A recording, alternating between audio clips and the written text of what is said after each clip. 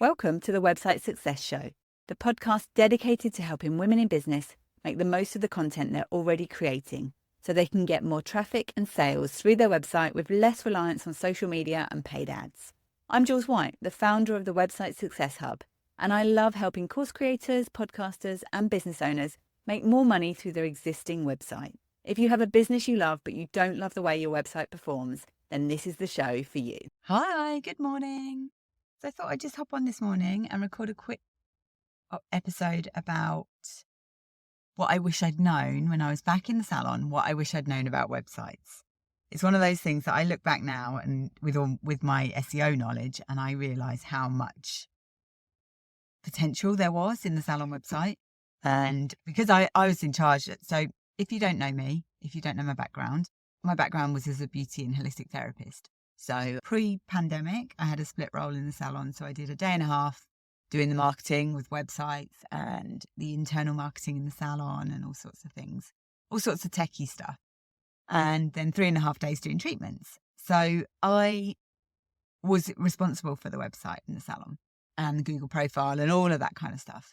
And I think as a salon, we just didn't realize how much potential there was there in the website and just how valuable it can be in terms of getting customers in. There was always a drive to get more customers. We always could have done with more team members as well. I think that was one of the areas we could have utilized it better in terms of actually showcasing what we did and why it was, a fabulous place to come and work. And I think there's so many things that as a salon owner, whether you care about your website or you don't, I think a lot of the time it's difficult. It's difficult when we're doing our own marketing, and it's also difficult when it's not the thing that you love doing. If you want to be just doing treatments, looking after clients and doing the things that you enjoy doing, then it can be really hard to think about all of the other stuff that we have to do, all the business stuff, all the marketing stuff. But actually, if you can get your website right and you can get your website working for you in the background, then that takes some of that pressure off. And it does take time to begin with. It is the thing that actually you have to put some effort in. You have to build some content up in your website. You have to get some structure in place that actually helps Google and helps wherever people are searching, whatever is showing up in the search results. It helps that information come across more easily. And, so there is some basics. There's some basics to put in place is what I'm basically saying there. But I think the things that I wish I had known, as I say, I wish I'd understood how much of a difference it could make. And I wish I'd known where to put the focus as well. So we had a Google profile. We had a profile from back in the days where it used to be called Google Plus, and it was terrible to use. It was so difficult. It was non-intuitive.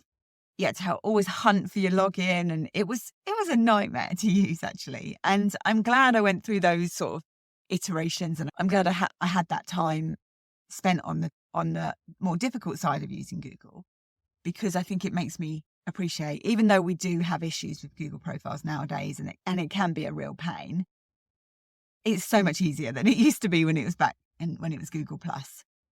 And I'm glad that we had that. But even with that, I realized how little we were utilizing that as well. So I think we had some images on there. We had some reviews, and we would always respond to them and those kind of things. But actually, there's so much more we could have put on there that could have helped people to connect with us. So the salon I worked at was a big Clarins Gold salon. It was a hair and beauty salon. And so they had a full range. They were in a large village, small town, and they had the full range of Clarins in there. And that was one thing that we never did, was we never really, other than talking about the treatments, we never really talked about the Clarins products.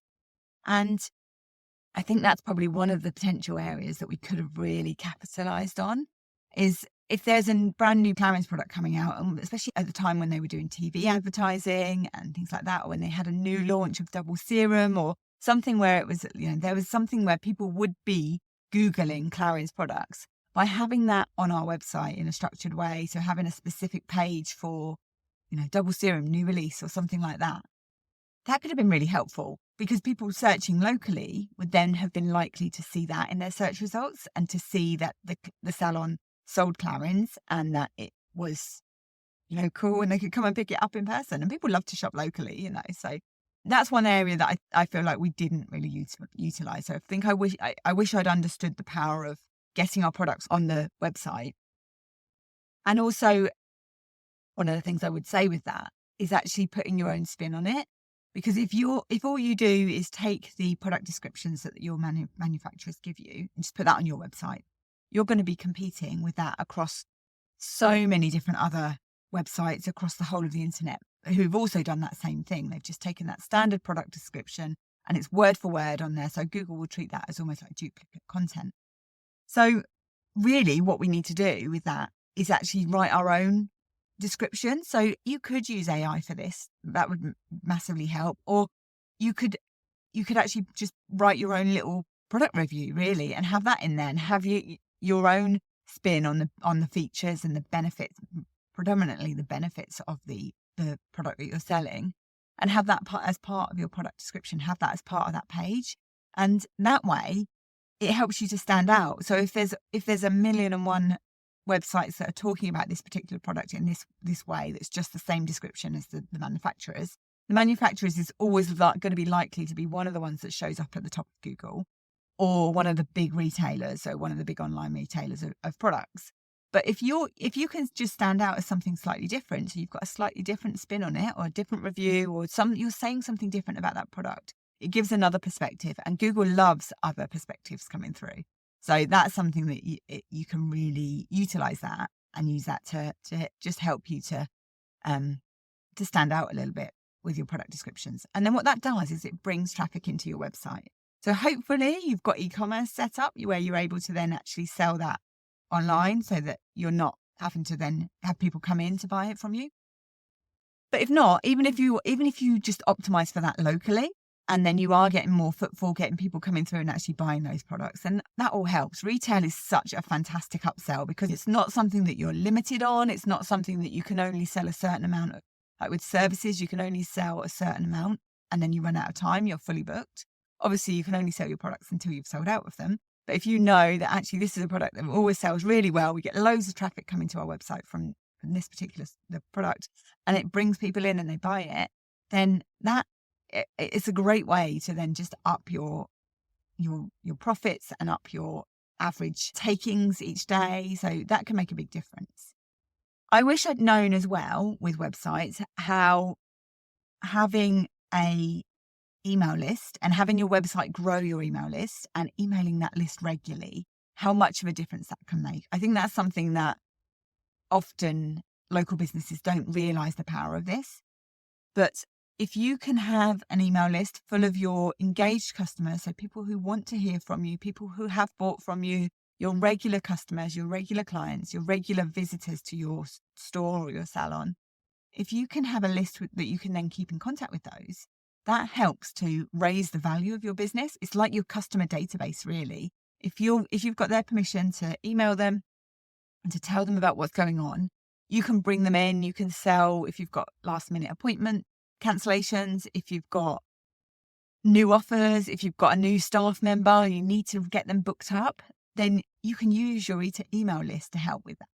And even if you are like a footfall business, so if you don't offer services, if you just need to get more people coming through your store every day, if you're letting people know what's going on, or you're just reminding them as well that you exist and why they should come in and see you, then that can make a massive difference. And then if you ever want to sell your business, that would be a valuable asset, especially an engaged email list where you're emailing them regularly and you are getting that feedback. People are opening the emails, people are taking action on them.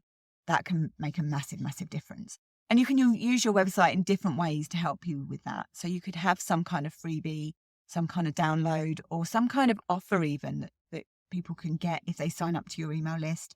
It could even be like a short video series where you talk them through a meditation, or you talk them through a skincare routine or a face massage or something like that, something that people would enjoy having from your business. And if you're not sure about this, again, ask ChatGPT to give you some ideas of some great lead magnets to get people onto your email list. And then you can start emailing them with some sort of helpful tips and letting them know what things are going on. And that can make a massive difference as well. The third thing I want to sort of talk about today, I want to keep this episode short. I might revisit this in another future episode. But the third thing is I wish I'd known how much easier it is to stand out locally than it is to stand out across the nation.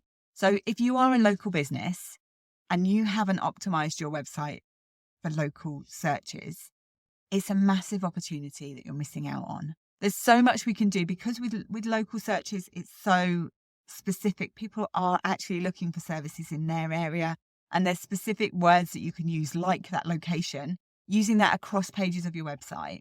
That can make a massive, massive difference to standing out. And over 40% of the searches that are done on Google or wherever people are searching, especially on Google at the moment, that's where we kind of have the stats around it, are for something local. So people look for local businesses, and that's not going to change as well. So even with AI searches, even with the AI overviews that we're getting now, which is going to affect people's website traffic. If you've got lots and lots of blog posts and informational queries that are bringing people into your website, and that information can be delivered in an AI overview, that is going to affect website traffic.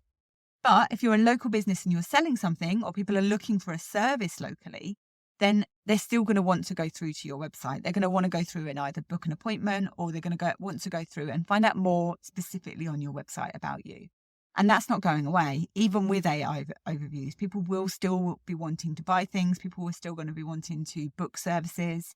So that's something that it's so much easier. That you don't have to do too much. There are things you need to do, obviously, but you don't have to do so much if you're trying to stand up locally.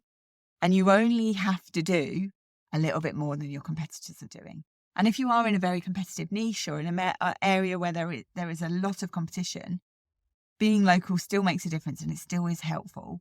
And there's still always opportunities to be able to stand out and to be able to just optimize your website to get that traffic coming through, to show up when people are actually searching for what you do. And that's the big benefit of searching, or showing up in search and SEO, is you're not just interrupting people's scroll. You're not just waiting for them to almost like grab their attention and then try and drag them into your website.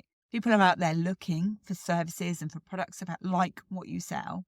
And if you can capture their attention while they're actually searching, and you can be that solution that the search results show up, then that can be so, so powerful. And all you need to do is get them through to your website and then just have it set up in a way that encourages them to take the action that you want them to take.